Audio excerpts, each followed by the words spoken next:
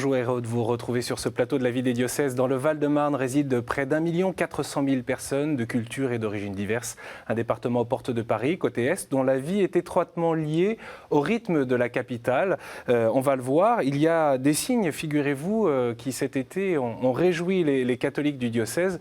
Près de 250 jeunes du diocèse de Créteil ont participé aux Journées mondiales de la jeunesse. C'est un signe de vitalité. C'était l'une des délégations françaises les plus importantes à ces JMJ. Monseigneur Michel Sentier, bonjour. Bonjour. Un grand merci de nous retrouver. Nous allons parler dans un instant des Roms, figurez-vous. Nous sommes allés à la rencontre d'une famille Rome du côté de Limeil-Brévannes. Et vous allez, dans le diocèse, créer une diaconie pour les Roms. Vous allez nous expliquer votre point de vue et la raison de cette décision. Nous parlerons également des travaux de la cathédrale, puisque c'est une phase de démolition. C'est un peu surprenant d'ailleurs. Vous allez nous raconter ça. Et puis, bien sûr, un tour d'horizon, je le disais, sur la pastorale des jeunes et la vitalité dans le diocèse. Peut-être pour commencer, en guise d'introduction, en ce début d'année pastorale, quels sont vos points d'attention à vous, Monseigneur ? Le premier point d'attention, c'est la pastorale de la confirmation. Je viens d'écrire une lettre pastorale. J'invite à distinguer, si vous voulez, les jeunes qui cheminent depuis la catéchèse et qui sont confirmés généralement à la fin de collège et au début de seconde, et puis les lycéens qui se raccrochent, si vous voulez, plus tard, et puis les adultes qui demandent aussi la confirmation. Cette année, on a battu tous les records puisqu'on a eu près de 300 confirmants adultes. Et puis le deuxième point que je souligne, parce qu'il y a une énorme différence quand les jeunes, durant leur cheminement, ont vécu une retraite, une récollection, avec une expérience de la prière, autour de la parole de Dieu, de l'adoration eucharistique. Eh bien, les lettres ont un ton totalement différent. Donc, je donne comme orientation qu'il faut aider les jeunes à vivre l'expérience de l'Esprit Saint avant de la confirmation elle-même, parce que sinon... De fait rencontrer Dieu voilà. Dans la préparation de ce sacrement de l'initiation chrétienne, après le baptême, l'Eucharistie, donc la communion, et donc la confirmation. C'est mieux quand même de rencontrer Dieu au cours de cette préparation. Et j'insiste que je vais visiter tout au long de l'année, en même temps que je rencontrerai les confirmants, je veux rencontrer les équipes d'animation pour les aider à relire l'expérience de l'esprit que les jeunes vivent, mais aussi leur propre expérience de l'esprit. On ne peut pas être indemne quand on accompagne des jeunes vers la confirmation. Les animateurs sont eux-mêmes à nouveau, je dirais, renouvelés dans leur vie chrétienne. Et on sait très bien que vous vous êtes marqué aussi dans votre expérience spirituelle par la présence de l'Esprit Saint. Oui, très bien, oui, depuis longtemps, depuis le début de mon ministère, oui. Je voudrais, Monseigneur, que l'on parle des Roms, si vous le voulez bien. Dans votre diocèse, les paroisses, le Secours catholique accompagnent des familles dans leur démarche, pas seulement administrative, mais aussi dans ces aspects-là, dans leur demande de logement, ainsi que dans la scolarisation des enfants. Il est question de la présence de chrétiens à leur côté. Marine Wolf est allée à la rencontre d'un des couples qui habitent Limeil-Brévannes, du côté de Créteil. Enfin, quand je dis ils habitent, ils ont une espèce de baraque sur place. On les retrouve sur place. Ce camp s'est monté entre l'autoroute et les voies ferrées, des abris de fortune sans aucun confort, pas d'eau, pas d'électricité. Contrairement à beaucoup d'autres, les 5 familles ne craignent pas l'expulsion, car la mairie les autorise à rester sur le terrain. Le Secours catholique du Val-de-Marne accompagne les Roms qui y vivent, et notamment Stéphane. Il est arrivé en France en 1997, après avoir quitté la Roumanie où il ne trouvait pas de travail, dans l'espoir d'une vie meilleure. En réalité, il vit ici, dans ce camp, avec sa femme depuis 4 ans. C'est ici. Moi, j'habite ici. Rentrez. J'en ai marre ici. J'en ai marre. C'est très, très difficile. Et les chauffages, ils sont pas neufs. Ils sont vieux. Et ça sent le pétrole. C'est incroyable. Nous sommes des locataires. Les propriétaires, c'est les rats. C'est pas nous. Ils sont nombreux ici ? Ils sont beaucoup. Ils sont pleins partout. Une insalubrité qu'ils supportent de plus en plus difficilement. Avec l'aide du Secours catholique, ils cherchent donc un logement, mais même les bailleurs sociaux ne peuvent pas satisfaire toutes les demandes. Aujourd'hui, la crise du logement est telle, particulièrement en région parisienne, que les bailleurs sociaux ils prennent quand même des situations qui offrent certains revenus et dans la stabilité, quoi. Hein. Mais il n'y a pas à leur jeter la pierre. Aujourd'hui, il y a un tel manque de logement que c'est une situation qu'ils gèrent du mieux qu'ils peuvent. Stéphane, lui, est auto-entrepreneur dans le bâtiment et sa femme est embauchée en CDI à mi-temps comme femme de ménage dans une maison de retraite. Des métiers qui font partie de ceux ouverts aux Roumains et Bulgares pour obtenir un titre de séjour temporaire. Stéphane l'a donc obtenu pour 1 an, mais pour prétendre au droit au logement opposable, il faut en avoir 3. Il en a donc fait la demande. Donc il n'y a pas eu une réponse tout de suite, donc son dossier n'a pas été instruit, la réponse n'a pas été donnée et il a eu systématiquement des récépissés des 3 mois qui font que, à chaque fois, il doit se rendre à la préfecture et il attend sa réponse. Donc, de fait, il est en situation régulière avec son récépissé, c'est-à-dire que s'il se fait arrêter par la police, il peut montrer sa carte, son récépissé et il est tranquille. Mais c'est une situation très fragile qui bloque l'accès au droit. Le logement est pourtant la première marche d'insertion des familles roms. Il leur permet en effet d'avoir une adresse fixe, condition indispensable pour trouver un emploi et scolariser les enfants. Monseigneur Sentier, je ne sais pas si vous êtes déjà rendu dans l'un de ces campements ou de ces abris. Oui. Comment vous réagissez à ce témoignage finalement de Stéphane qui explique un peu dans quelle situation insoluble il se trouve? Bien d'abord, ça nous aide à changer de regard sur ces personnes. C'est-à-dire? Parce que quand on pense Rome, on pense personnes qui viennent nous quêter, nous embêter dans le métro, on pense aux filières et des personnes qui sont exploitées, à des mafias. C'est aussi une réalité. Oui, c'est aussi une réalité sur laquelle je comprends que les autorités puissent vraiment lutter. Mais les personnes qui sont là, on voit bien que c'est des personnes comme vous et moi qui cherchent à trouver un travail et qui ont des enfants et qui veulent les élever. Donc on voit bien que malgré les conditions très difficiles dans lesquelles ils vivent, je ne sens pas chez ces personnes de l'agression. On sent au contraire des personnes très accueillantes quand on va les voir et malgré tout ce qu'elles subissent, elles n'entretiennent pas la haine. Bon. Alors, je veux dire, pour nous, c'est quand même une interpellation. La première chose qu'il faut faire, c'est changer de regard sur ces personnes. Et l'Évangile nous demande de regarder chaque personne dans sa dignité.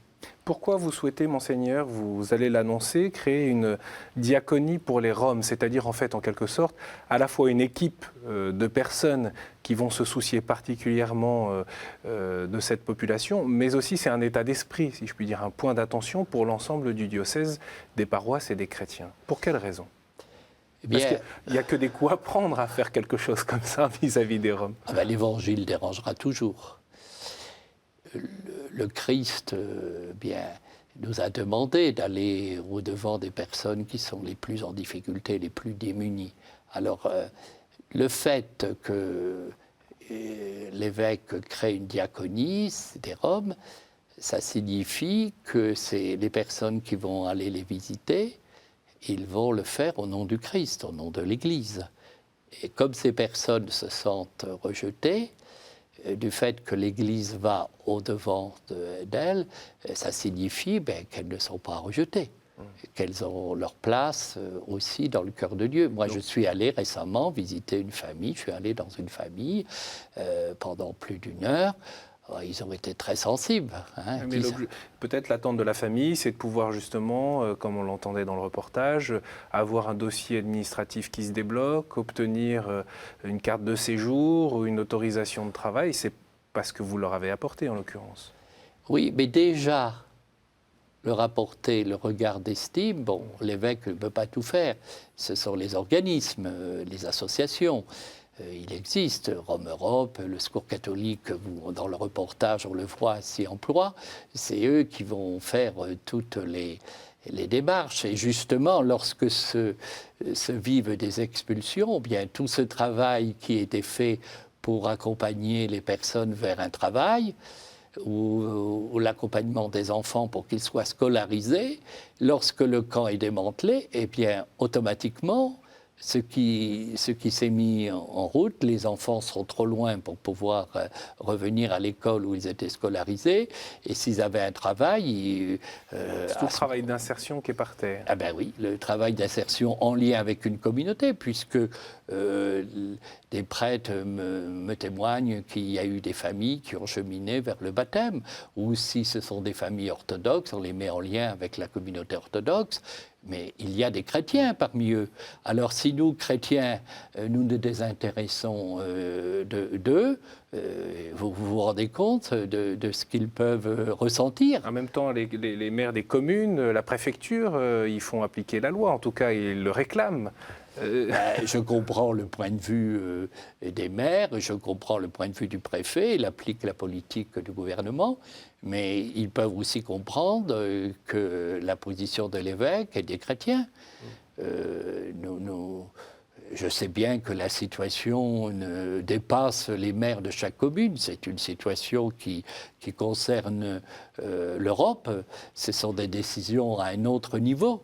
Donc j'ai beaucoup d'estime pour les maires qui font la plupart du temps ce qu'ils peuvent, mais c'est une situation difficile. Mais je pense que l'Église, on n'a pas les moyens de tout faire. On peut faire quelques réalisations. Vous ne pouvez pas vous substituer aux aides publiques, aux aides sociales. Oui. Mais c'est important que nous posions des signes. Parce que si nous allons les visiter, au fur et à mesure des liens se créent, et c'est parce qu'il faut gagner leur confiance. Comme ils se sentent rejetés et stigmatisés, quand quelqu'un vient, ils croient qu'on est trop lié à l'administration ou à la police. Donc il faut du temps pour gagner leur confiance, et les associations en témoignent. Et je ne veux pas que si toutes les personnes qui font du travail social se sentent pas soutenues, elles se découragent. Et en fait, ces associations, elles aident quand même à ce que se maintienne un tissu social. Monseigneur, on a parlé de la question du logement. Il est essentiel pour ces familles, surtout quand on voit dans les conditions dans lesquelles elles habitent. Votre diocèse est en train de mettre en place une nouvelle expérience, notamment à Champigny. Une maison appartenant au diocèse a été rénovée par des familles roms pour accueillir 2 familles. Comment les paroissiens se situent dans ce projet? Je vous propose d'écouter le père Marc Lulle, curé de la paroisse Sainte-Marie du Plan à Champigny. Nous avons accueilli un projet dont on n'a pas l'initiative. On s'y était préparé à notre manière parce que toujours un peu dans les paroisses, les paroissiens ont le souci de la solidarité ou de la charité. Cette maison, on avait envie qu'elle puisse servir comme déjà elle avait servi à des familles en difficulté, à des personnes en attente de logement. Mais ce qui est nouveau avec le projet d'aujourd'hui, c'est que nous sommes comme le maillon d'une chaîne de solidarité. Et que ça amène forcément un peu les paroissiens à vivre une conversion. Il ne s'agit plus de faire ce qu'on veut de son bien, de sa maison, de la maison de sa paroisse. Il ne s'agit plus seulement d'accueillir les gens qu'on veut bien y accueillir, mais il s'agit de participer, de contribuer à la réalisation d'un projet qui nous dépasse, qui est le projet de l'église du diocèse de Créteil. Quand on pense à toute cette violence, au fond, sociale, personnelle, que ces gens connaissent ici et depuis tant d'années, on est très impressionné de percevoir leur paix intérieure. Ça nous oblige à vivre une conversion, à accueillir chez ceux que nous considérons parfois n'avoir rien, eh bien accueillir quelque chose d'essentiel, de très très important, pour nous-mêmes aussi. Et du coup, peut-être que la relation, elle va passer dans un autre sens. Souvent, quand on aide, on rend dépendant. Et ici, il s'agit d'accueillir ce que ceux qui n'ont pas grand-chose peuvent donner, peuvent offrir, qui est des qualités de cœur, des qualités d'intériorité, des qualités humaines assez formidables, je crois. Et nous commençons cette aventure avec les paroissiens de Champigny. Je crois que nous allons vivre des relations de fraternité. Alors évidemment, Monseigneur, il faudrait aussi entendre, pour compléter, des réactions du voisinage, où parfois on entend des agacements, des crispations. On sait très bien ce qui se passe au-delà du Val-de-Marne dans différentes villes. Vous dites non, vous n'êtes pas d'accord? C'est normal qu'il y ait des crispations, c'est normal qu'il y ait des peurs. Donc le prêtre, avec son équipe, va accompagner. Oui. Moi, je n'en veux pas aux personnes qui ont des crispations et des peurs. Il faut simplement accompagner. Il faut qu'ils se rendent compte que les familles qui vont arriver, ils ont des enfants et que les enfants qui ont 7-8 ans, c'est des enfants comme les autres.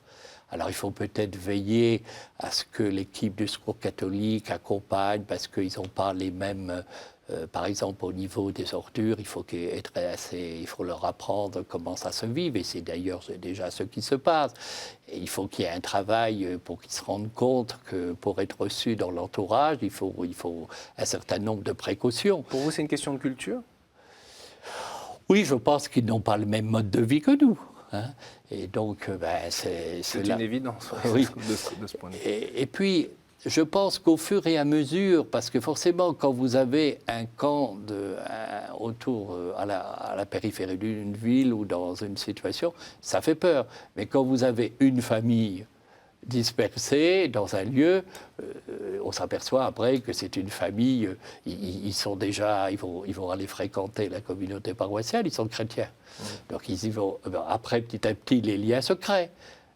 C'est un peu aussi quand on a l'accueil de familles migrantes venant d'autres pays, l'accueil se fait effectivement petit à petit.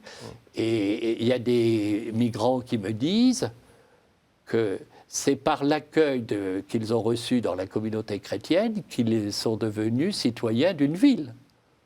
J'ai entendu ça à Vitry-sur-Seine et à Champigny. Ça écorne un peu la laïcité à la française quand on la voit de manière trop étriquée. Hein.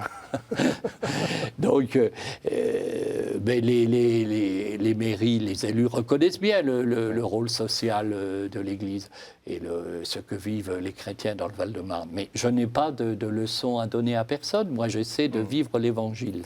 On retient en tout cas que donc, vous allez créer cette diaconie pour les Roms avec cette volonté de manifester une présence des chrétiens, une présence de l'Évangile auprès d'eux. Est-ce que vous pensez que dans le Val-de-Marne, le fait qu'il y ait cette multiculturalité, je ne sais plus de 80 nationalités dans le département, est-ce que vous pensez que ça rend les choses plus propices d'une certaine manière? Est-ce que ça rend l'accueil plus propice? Oui. Vous voyez, je bénis beaucoup les enfants. Alors, à travers la bénédiction des enfants, forcément, les parents me parlent. Et c'est comme ça que j'ai eu des demandes de baptême. Comment on fait pour devenir chrétienne? S'il n'y avait pas cet accueil, eh bien, ils n'oseraient pas venir dans nos églises. Oui, c'est très important d'ailleurs. Ces demandes de baptême, elles demeurent importantes. D'ailleurs, vous aimez à dire que dans votre diocèse, on élargit les églises parce que c'est une église... qui est en plein développement.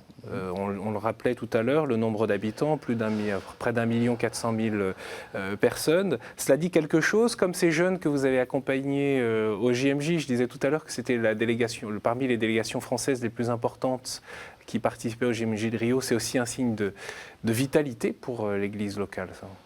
C'est un grand signe de vitalité parce que s'ils ont pu aller au JMJ, c'est parce que les communautés chrétiennes se sont mobilisés eux aussi pour trouver de quoi financer le déplacement. Mais voyez, par exemple, je vais vous donner un exemple. J'ai discuté avec un jeune. Il travaille tous les jours de 6h à 10h du matin pour trier des vêtements, pour pouvoir payer ses études. Ensuite, il va aux études et il trouve encore le temps d'accompagner un groupe de scouts. Et venir au JMJ, ça représentait pour lui...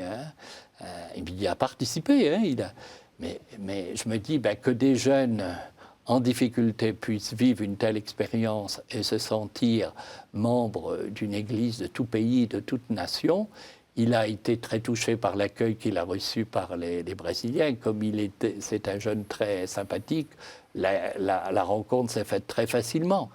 Et je veux dire, quand on favorise justement une église aux 1000 visages, une église universelle, ce visage de la bonté, de la miséricorde que le pape François nous demande de développer, eh bien, le message de l'Évangile est accueilli. Et c'est quelque chose qui vous tient à cœur, on va y revenir dans un instant. Mais j'avais aussi un autre signe qui est intéressant à noter, et peut-être qu'on n'associe pas forcément votre diocèse de Créteil à cette vitalité. Il n'y a jamais eu autant de séminaristes dans l'histoire du diocèse que maintenant. Il y a 14 séminaristes. Oui, 14 séminaristes cheminent vers le ministère dans plusieurs lieux de formation. Ici, les Moluneaux, l'Institut catholique de Paris, Notre-Dame du Chemin à Orléans, et puis un en lien avec la Mission de France. Oui. Et vous le dites ça très simplement, alors qu'on sait que dans beaucoup de diocèses, il y a une pénurie, c'est parfois même une grande souffrance pour l'Église, pour l'évêque. C'est vrai qu'il y a une forme de modestie dans la manière d'être chrétien à Créteil, non ? Oui, parce que nous ne sommes pas la majorité, et pourtant les chrétiens sentent bien que la relation avec le Christ et l'Évangile donnent sens à une vie. Et donc, répondre aujourd'hui à l'appel du Christ, dans le Val-de-Marne, c'est aimer les habitants qui y vivent. C'est porter sur ces habitants le regard d'amour du Christ. C'est un regard d'espérance et de confiance. Comme évêque, si vous voulez, j'ai été avant d'être évêque, plus de 18 ans dans un séminaire, et auparavant j'ai été responsable du service des vocations. La vocation de prêtre, j'ai beaucoup accompagné de prêtres aussi spirituellement. Dans l'ordination d'évêque, je crois que nous recevons le charisme du désir de donner des prêtres au peuple qui nous est confié. Alors peut-être, il fallait nous adapter. J'ai commencé à accueillir des séminaristes qui avaient de la famille dans le Val-de-Marne, d'une autre culture, mais derrière, les Français reviennent. Quand vous n'avez pas de séminaristes, ça ne peut pas attirer. Ce sont des signes d'espoir. En même temps, se vit aussi une complémentarité des vocations, puisque je vais ordonner 8 diacres permanents dans l'année. Nous accueillons des communautés religieuses qui veulent venir dans le diocèse, et des communautés qui viennent, qui sont déjà en France, mais qui viennent de l'étranger. Bon, nous essayons de travailler et les accueillir en lien avec la COREF. Mais si j'accueillais pas ces communautés, il y aurait des quartiers entiers où l'Église ne serait plus présente. Ils se sentiraient abandonnés par l'Église. Un autre signe, Monseigneur, et ce sera le mot de la fin, c'est le projet de reconstruction de la cathédrale, le fameux projet qui vous occupe depuis 2010. Je voudrais jeter un coup d'œil sur les travaux qui sont désormais entrés dans une nouvelle étape essentielle pour le projet. C'est ce que nous raconte le père Gilles Godlowski, qui est donc curé de la cathédrale Notre-Dame de Créteil, et Marie-Pierre Etiennet, la responsable de projet immobilier du diocèse. La cathédrale de Créteil était petite, trop petite, en gros 400, 500, 600 personnes dans le meilleur des cas. Et donc le bâtiment ayant 30-40 ans, il convenait non seulement de faire des travaux, mais de profiter d'un certain nombre de travaux pour même agrandir, développer cette église, déployer cette église. C'était aussi une église très discrète, comme on le souhaitait à l'époque, un peu selon la spiritualité. Et les choses ont évolué là aussi, et donc le rapport au monde de l'église a évolué pour que cette cathédrale devienne davantage visible et identifiable. Et donc les travaux ont commencé réellement maintenant, en gros en janvier-février 2013. Après une phase de désamiantage, nous sommes dans la phase de démolition, donc une phase assez désagréable mais indispensable. Ce qui a été détruit, c'est les murs de la cathédrale et son sol, parce qu'on ne pouvait pas s'appuyer sur les éléments de 1970 qui n'étaient pas suffisamment solides. Et puis nous allons démarrer les fondations avec les pieux et toute la structure de la dalle. Et ensuite, la structure métallique des gradins avant de poser la coque bois qui formera la nouvelle cathédrale déployée de Créteil. Voilà, une église en plein développement à l'image de cette cathédrale qu'on voit à la fois détruite, démolie. C'est assez peut-être dur même pour ceux qui ont connu cet édifice, et puis en même temps une reconstruction, une renaissance en quelque sorte. C'est bien le mouvement du christianisme. Il faut une kénose pour que se manifeste à nouveau la résurrection et la gloire du Christ.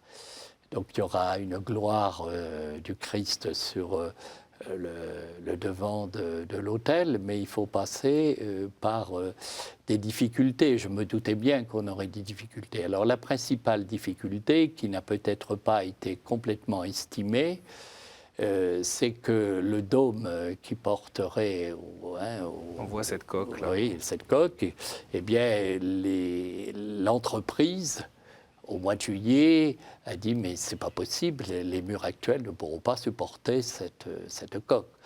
Alors il a bien fallu passer par cette phase qui, je comprends, pour consolider le bâtiment. Et émeut les paroissiens, notamment le curé de la cathédrale, je comprends. Mais je pense aussi que puisque on n'a pas menti, puisqu'il s'agit bien d'un déploiement, en ce sens que l'architecture de Schwarzkopf sera respectée. Ça sera les mêmes dimensions. Et normalement, on s'est engagé sur un budget et ce budget sera respecté. Donc, c'est quand même le fait que sur la surface antécédente va quand même se déployer la nouvelle cathédrale. Bon, il faut parler d'une nouvelle cathédrale. Il faut encore un peu de patience, en tout cas, pour la voir complètement prendre sa forme telle qu'elle a été présentée dans les différents projets. Merci beaucoup, Monseigneur, de nous avoir rendu visite sur ce plateau et de nous avoir donné ces nouvelles du diocèse un peu, finalement, en pleine transformation. On l'a bien compris tout au long de cette émission. Pour mieux suivre l'actualité de l'Église dans le Val-de-Marne, n'hésitez pas à retrouver bien sûr le site internet du diocèse et puis cette émission, vous la retrouvez sur le site de KTO. N'hésitez pas à la partager et à la faire connaître. Merci pour votre fidélité, à la semaine prochaine.